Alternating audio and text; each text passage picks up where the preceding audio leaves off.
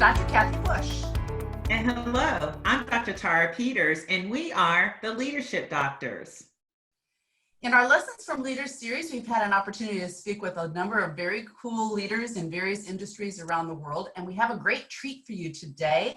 One of our favorite leaders who's of Irish heritage, but works in a Swiss hospitality organization that both Tara and I have had an opportunity to teach with and collaborate with.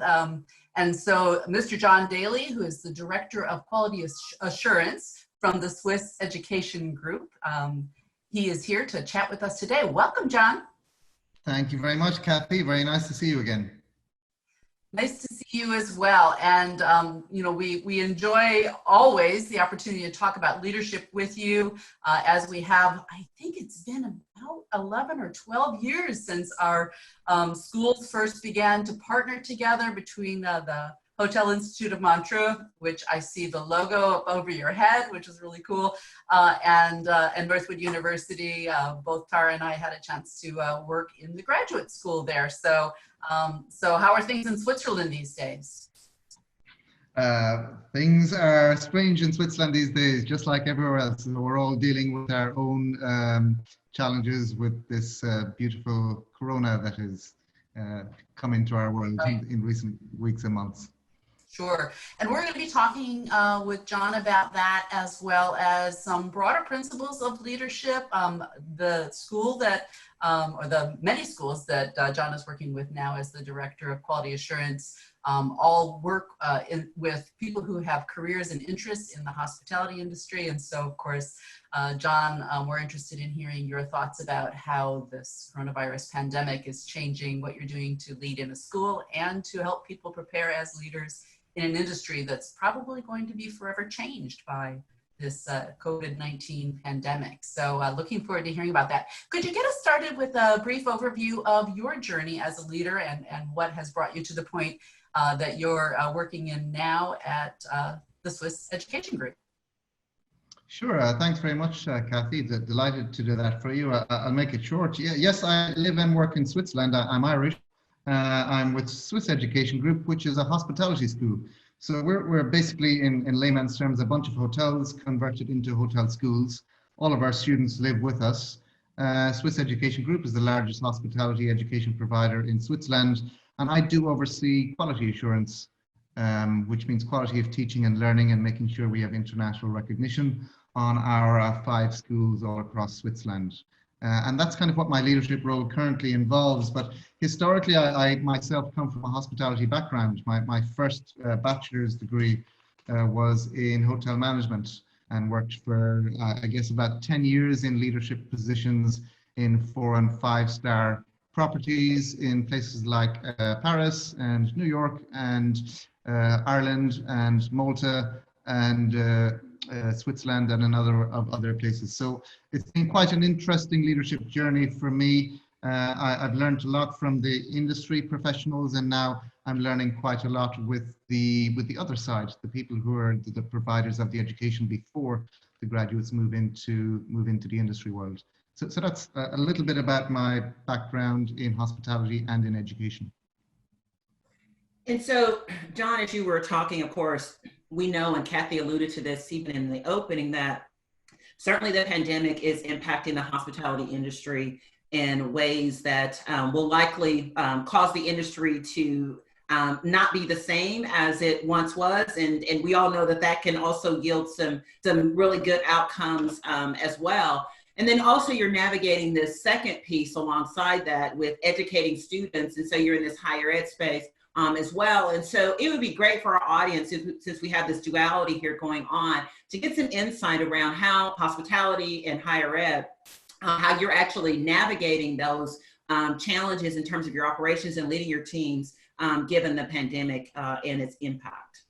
Sure, yeah, great question. Well, I would say this is probably the single biggest change factor that we've encountered in the in education in a long time. I've been in education for, I guess, about 15 or 20 years, but I think even if you go back beyond that, I can't think of one single instance, unless you go back before the Industrial Revolution, of driving so much change in education. So I suppose as a futurist and an advanced future thinker, I would welcome that change, and I welcome this transformation. But if we're looking at words that we might use to describe what's happening at the moment, transformational would be a word that I would use. Even going, I mean, I would say evolution, but for many people, it will have to be a revolution. So for some schools, they will evolve in the way that they're teaching and learning. For others, they will have to completely reinvent and have some sort of digital revolution. So these are fantastic things when you think about it. You know, many fantastic leaders and CEOs fail to bring about these dramatic changes all by themselves. It's when something big in the macro environment comes in that we have to kind of reinvent and revolutionize, and that's where wonderful things happen sometimes. So your question was, what are we doing differently at Swiss Education Group? Well, we're doing our best to engage in more and different ways, but engaging with our students, engaging with our staff, engaging with our industry partners, engaging with our university partners has always been a critical factor to our values. So we're doing our best to maintain those important values, not to change our values, but the way that we're achieving those using technology. So engagement would be one word that I would talk about. Learning is another word that I would like to bring in to answer your question. We've always been a learning community, a learning organization, but in the past month, 2 months, we have really learned so much because we've had to, and we've had to transform.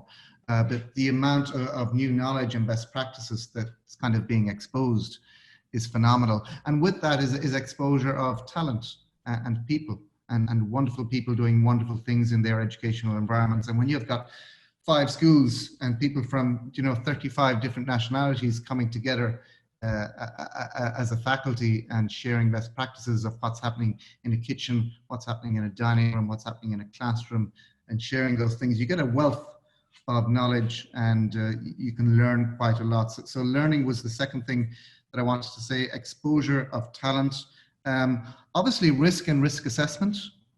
So putting a solid infrastructure to protect our staff and our students for number one, to make sure that they're safe, but also to protect jobs and sustainability of the educational environment. So lots of risk, but overall, I think what I want to say to your answer is overall more opportunity than risk.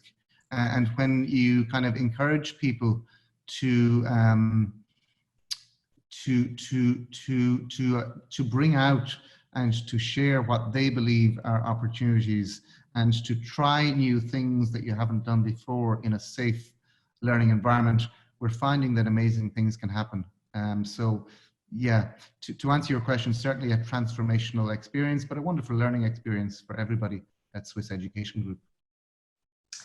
Such a great positive perspective. In these times, I think it's easy for people to fall into sort of fretting and worrying and seeing the likely awful things that could be about to happen in their various parts of the world. And I don't mean to minimize that, but it's awesome to work in an organization or to go to school in an organization that is choosing to be hopeful and share such a positive message. This will be transformational for so many of us in so many ways, and we can try to do our best to grow, and that's the message I'm hearing in what you're saying. So John, as you and I used to sit and have a beer there by the lake and talk about the students that we served collectively and the students that are served by SEG overall. One of the things that struck me as a really important principle that I think is in the core fabric of the organization, and certainly in what Mr. Daly has been doing for all these years with these students. I think the principles of demonstrating and teaching these people about how to be strong leaders in the hospitality industry and modeling leadership, those principles have been really foundational to what you do, John, and also to the whole organization. And so I think it'd be great if you could help our audience think about some of the core principles of leading others that you have emphasized over the years, that you personally have taught folks. I know you have been in the classroom teaching leadership and strategy. And then, of course, the ones that you are focusing on now, some of which you were just talking about, I think fall into that category as well. So just sort of a big picture about leadership principles that you think are really important for people to be paying attention to. Sure, yeah, great question. Thank you, Cathy. And, you know, a lot of people are revisiting their leadership principles because of something that has changed a lot in the external environment. At SUG, and personally, I believe it's a time to re-emphasize and to strengthen those leadership principles. It's not necessarily a time to bring in new principles, maybe to expose and value even more the current principles, and those principles will always hold strong. Now, the way that you achieve the principles or teach those principles or demonstrate those principles to other communities probably has to change, and maybe it becomes a different challenge, but you don't change your principles because it's not as easy as it was before to live those. So that's the first thing that I would say. Principles of hospitality management in the Swiss Education Group are, you know, the whole idea of professionalism, the whole idea of empathy and care, the whole idea of leading by example in the way that we behave and interact. All of those things must still exist on virtual or online environments as well as offline environments. So we're working very, very hard to uphold those principles and to remind our key stakeholders that, yes, these are still the things that we stand for. In terms of leading people, I think most of my leadership peers at Swiss Education Group, and I know many of the folks at Northwood University, are kind of a strong believer in the power of incentive. And personally, I suppose I would regard myself and leadership style as a behaviorist. So, I mean, it doesn't mean because we have now to move to an online environment that we have to change the principle of, you know, using incentives to reward people and to measure behavior. So the behaviorism viewpoint and how you might lead people as a principle has not changed, but maybe the humanistic side of things we've augmented and improved or increased, I should say, a little bit. And, you know, looking for ways to reach out more to people in different ways than we would have done before. It's a very difficult time for lots of staff and students because they're going through a change, and that's very stressful. Looking for those acts of kindness, and if you looked at a balance between behaviorism and humanism, that might somehow describe the leadership principles or strategy that we're using at the Swiss Education Group. But I would like to think are a firm believer that, you know, if you expect the best of people in good times and in difficult times, generally you will find that. You've read, and I'm sure your listeners have heard of the whole concept of the self-fulfilling prophecy. And if you believe someone is going to be good, probably they are going to be good. And if you think your staff are lazy and bad, probably they will become lazy and bad. So during challenging times, what we've learned is give people the benefit of the doubt, you know, put supports in place for people. And we tend to see amazing things happening with various different stakeholders across the company. So yeah, our leadership principles haven't changed, but the way that we're achieving those probably has. I hope that answers your question a little bit. I think that you did, John, and you actually, it's a nice segue, if you will, to really another kind of topic that we want to explore with you around, you know, you talked about, you know, incentives, and you talked some about this idea around behaviorism versus humanism. And so one of the things that it causes, you know, me to think about is this whole idea around really motivation with employees during this time. And so, as you know, Cathy and I have written a book called The Demotivated Employee. We're making this argument that really companies have been asking the wrong question. It's not how do we motivate people, it's how do we stop demotivating them? Because they already came to us full and they were ready to go, right? And they were excited, and they didn't need you to give them, to give them a carrot, so they would get in there and do what was needed. They were already set to go, but then we do something to them over time, or something happens to them in the workplace. And so I think it would be great really for our audience to get some insight in terms of what are your thoughts around how do you cause employees to maintain their motivation? How do you cause employees to continue to be engaged and connected to the organization, so they don't fall into these motivational slumps, so they don't suddenly become, the 70% of these folks that we know from Gallup who are, actually disengaged at work, and so largely disconnected from the work that we're doing. So kind of give us your thoughts around, what you're doing to help with that, with your employees, given all of that's going on right now with the pandemic. Wow, great question. I wish there was a formula that we could answer that question on, and that we'd all be greater leaders, right? But I mean, we try, and it all depends on, you talk about leadership, but you also talk about followership, and ultimately what we're trying to do is reach out and continue to reach out, but through different platforms, to engage with individuals and figure out, what are their, who are they, and what are their current challenges, what are their current motives, what is their carrot and what is their stick, because not everyone has the same carrot or the same stick, or that might change.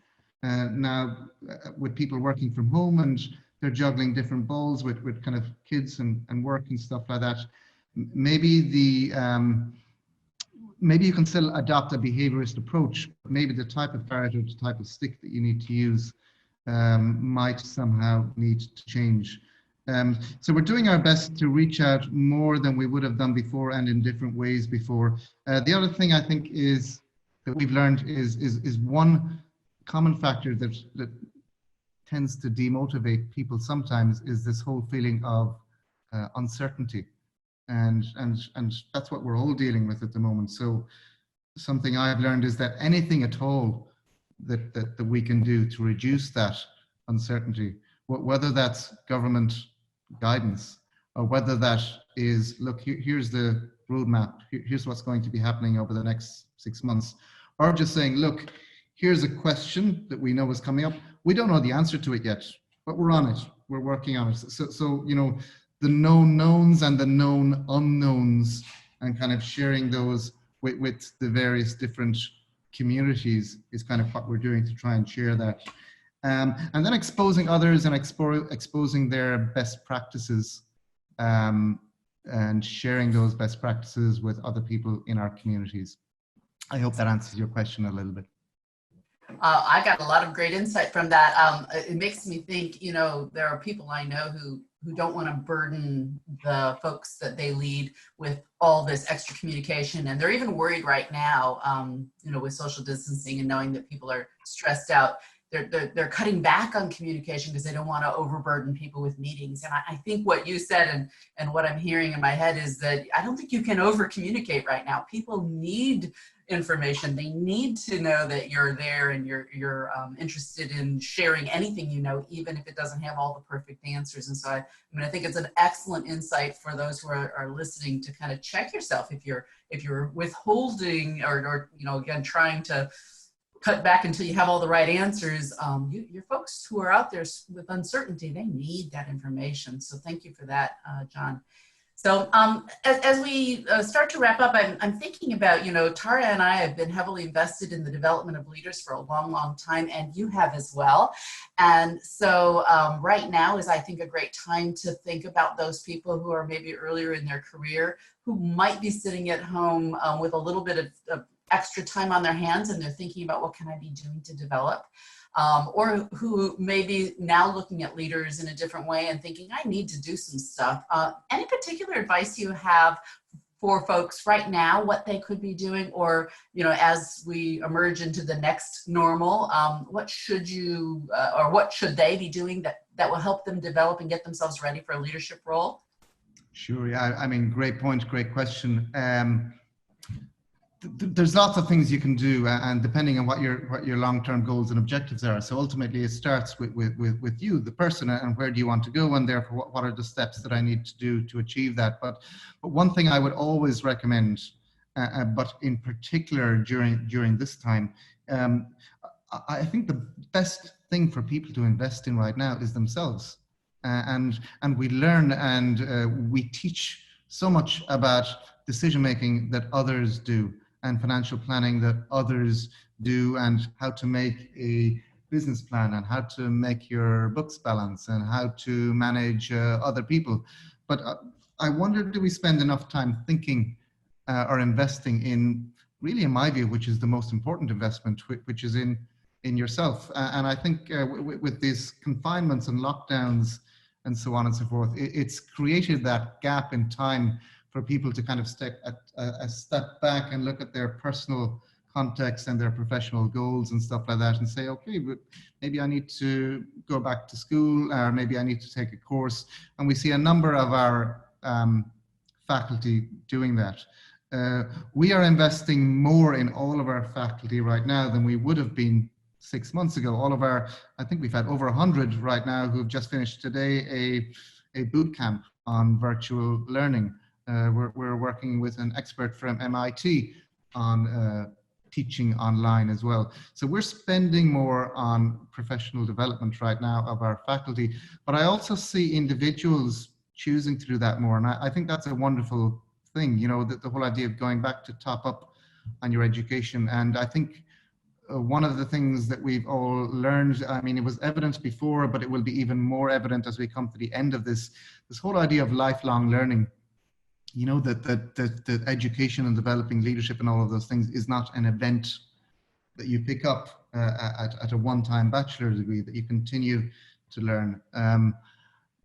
And that's worked really well for me as a leader as well. You know, I did my bachelor's degree in hospitality, worked in hospitality, then I did my master's degree in tourism, moved over to working in tourism education, and then did my second master's degree in education. And now I'm seeing, you know, kind of things expanding in SEG and in China. So I've decided to start learning Chinese. At the same time, I've done a postgraduate course in online learning and various different things like that. So that's what I would say to people during this time. Choose what your goals are and use this opportunity to invest some very important resources in the most important investment, which is in yourself. And the only other thing I would say is finding a good mentor, you know, as you go through that. And that's something I've learned throughout my career, both in hospitality and in educational leadership. Having that mentor who understands you as a person and helps you achieve those personal objectives and makes that investment in you, it can be quite critical and transformational, both at a personal level and an organizational level. Yeah, thank you for the good question. Well, John, thank you for the great response. I mean, there's just so much that was woven into that is just helpful to, I know Cathy and I both, as we're thinking about how we're investing in ourselves and utilizing this time for ourselves, but also for our viewers who have tuned in today. I know that you've learned so much from John's perspective and his insight today. And so we know that you would love to see more videos just like this. So we want to encourage you to go over to our website, theleadershipdoctors.com, and you'll see more lessons from leaders, video segments where leaders just like John are giving their perspective around their leadership journey, how to navigate this pandemic, and then how to really grow and to develop yourself for that next opportunity that you want to pursue. So John, thank you so much for being with Cathy and I today. Thank you for the opportunity. What a wonderful pleasure. And good luck with the book. It looks really fantastic. Well, thank you so much, John. And so thanks everyone for tuning in today.